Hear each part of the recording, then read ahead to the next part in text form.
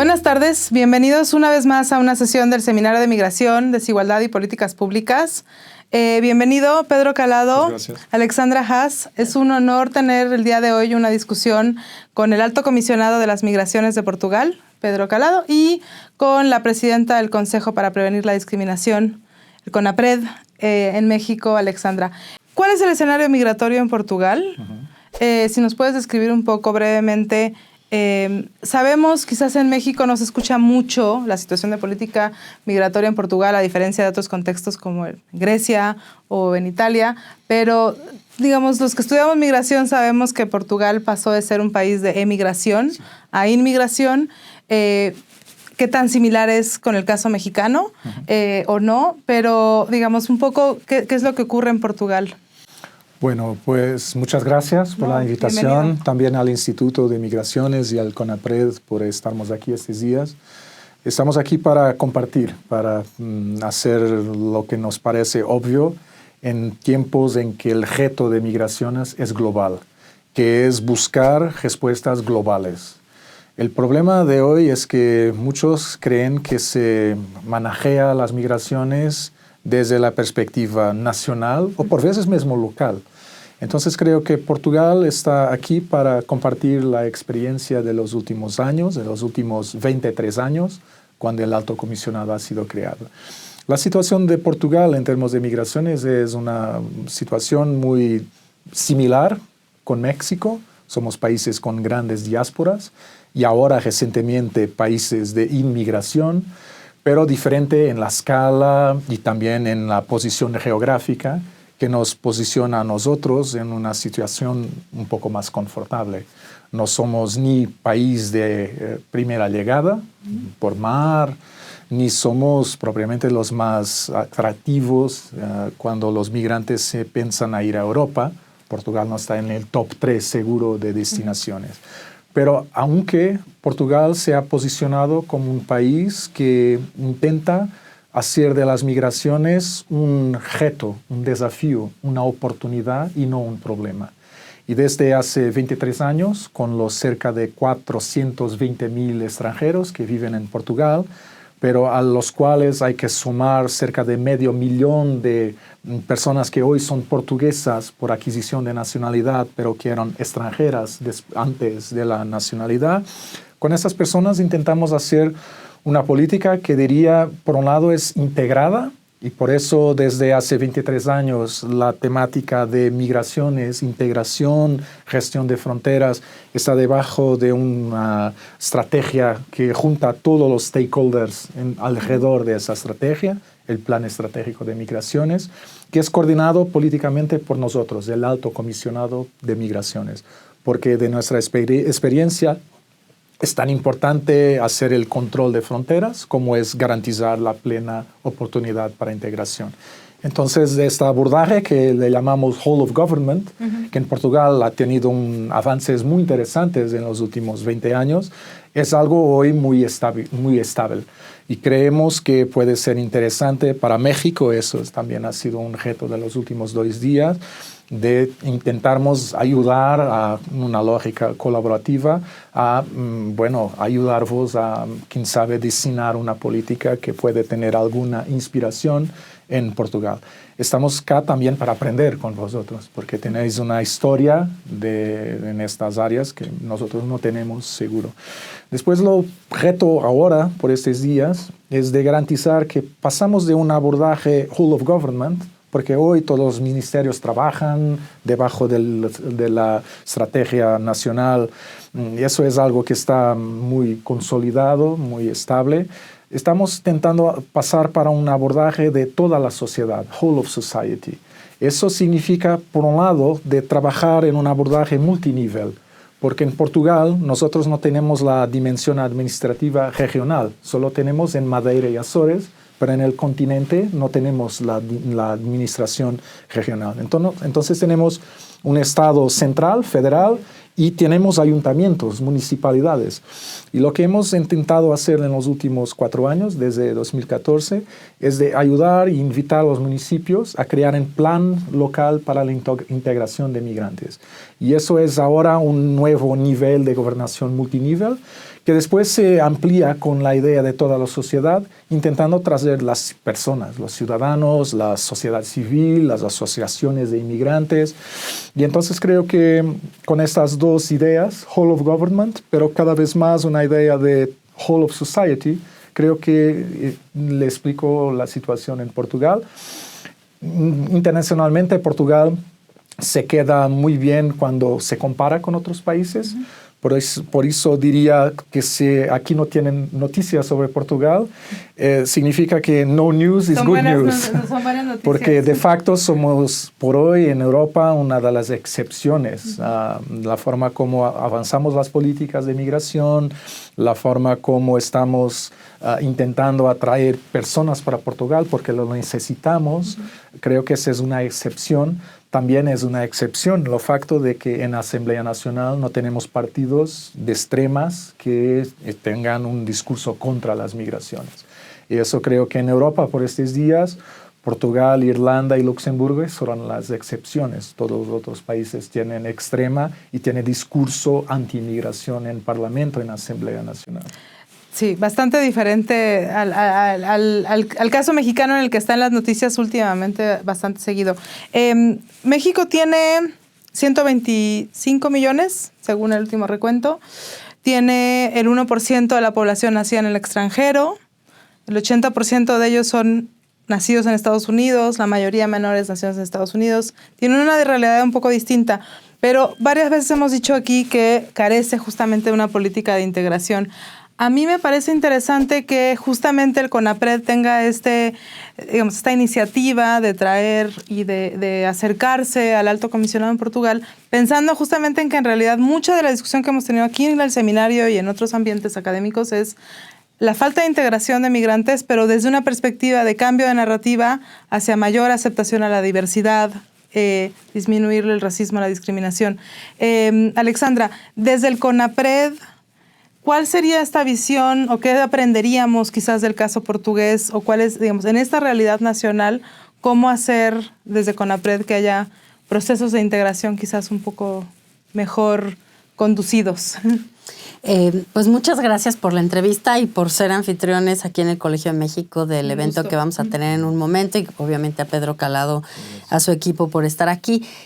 Para nosotros claramente es prioritario poder conversar con un país como Portugal, que realmente es el único que identificamos que tiene políticas de integración tan explícitas y de tan alto nivel. O sea, puede haber otros países que tienen programas, pero aquí lo que tienen es una articulación interagencial que tiene su aspecto de cambio cultural, su aspecto de acceso a los derechos y a los servicios, su aspecto de regularización. O sea, tiene todo integrado en un sistema que ve a la persona migrante como una persona titular de derechos, con particularidades culturales, con particularidades etarias, y que trata a cada persona, a cada familia como pues alguien que tiene que tener este doble juego. Dice Pedro, y me gusta mucho, que no están hablando ni de asimilación ni de segregación, sino de integración. Mantienes tu cultura, pero también te ciñes a los principios, las leyes y los estándares, digamos, de derechos humanos y constitucionales que tiene el país.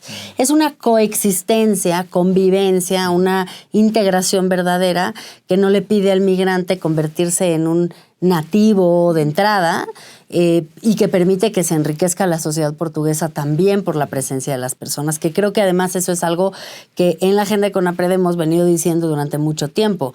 La migración no solo no es un problema, es una enorme oportunidad económica, cultural, social, etcétera. Es una realidad en México. Y es una realidad.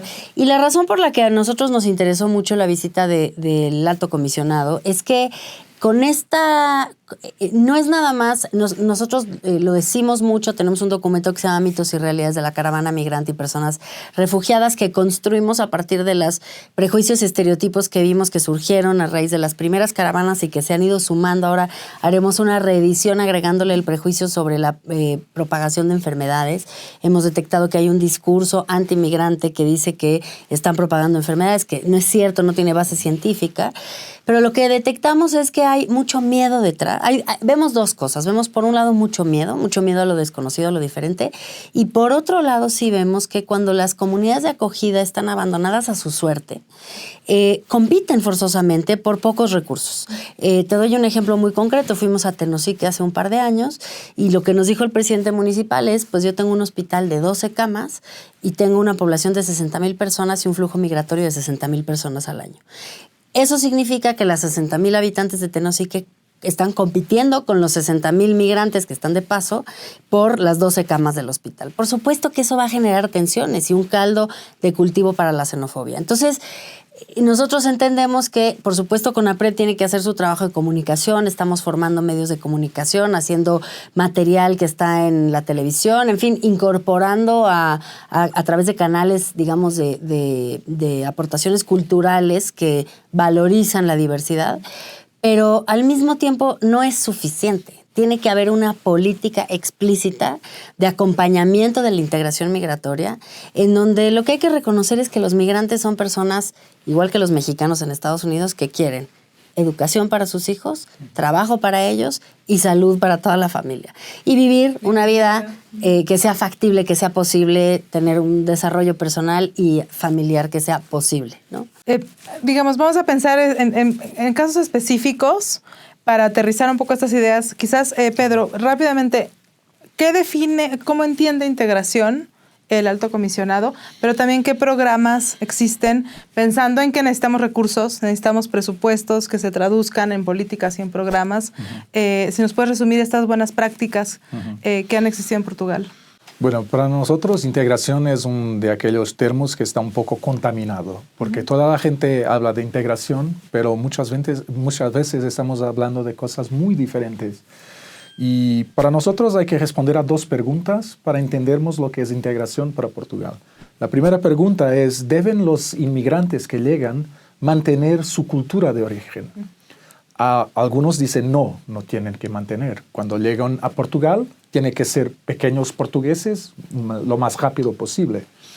Pero para nosotros eso no es integración. Eso es una forma de asimilación que, bueno, tiene ventajas porque es un fast track para integración. Si te quieres asimilar muy bien, es rápido, pero el problema es que deja mucha gente para detrás. Entonces nos acreditamos que la respuesta debe ser sí, las personas deben mantener su cultura cuando llegan, con un más, que es el más es en el estricto cumplimiento de la Constitución portuguesa y en el respeto por los derechos fundamentales que Portugal ha suscrito globalmente. Entonces, por ejemplo, la mutilación genital femenina es una práctica cultural en países que en Portugal no tiene lugar, no puede tener lugar.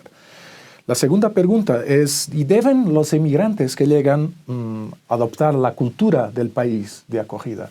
Y ahí también tienes dos respuestas. No, hay países que dicen no tienen que ser como yo, portugués, y pueden vivir en su comunidad, en su barrio, con sus familiares, con sus amigos y vecinos, en una sociedad que es un poco multiculti, pero eso también tiene costes que Europa ha testado en los últimos años, cuando se percibe que en ciudades europeas tienes microcosmos que son un poco cerrados sobre sí mismos. Entonces, acreditamos que tenemos que responder sí. Los que llegan tienen que adoptar la cultura del país, la cultura de los portugueses, en aquí lo que es las culturas, porque yo como portugués no me gusta el fado ni el bacalao, entonces hay que entender la cultura un poco amplia. Más diversa. Claro, los valores culturales fundamentales de un país. Y ahí la respuesta sí a las dos preguntas, para nosotros eso sí es integración. Es integración porque las personas mantienen sus valores fundamentales del país donde llegan y adoptan los valores de los portugueses, y con eso la sociedad también se transforma porque es un proceso bidireccional. Es un proceso de las personas, pero es un proceso del país que tiene que se transformar con la llegada de personas y de culturas que son diferentes. Entonces, para nosotros, eso es integración. Se quisiera una idea de diálogo intercultural. Para nosotros, esa es la llave para entender la política pública de migraciones en Portugal, es esta idea de diálogo intercultural. Hemos tenido en el seminario discusiones optimistas y pesimistas. Pareciera que el caso portugués es un caso muy optimista en el sentido de que hay quizás No lo diría. ¿No? No, diría que es muy realista. No lo quiero ni positivo ni negativo. Okay.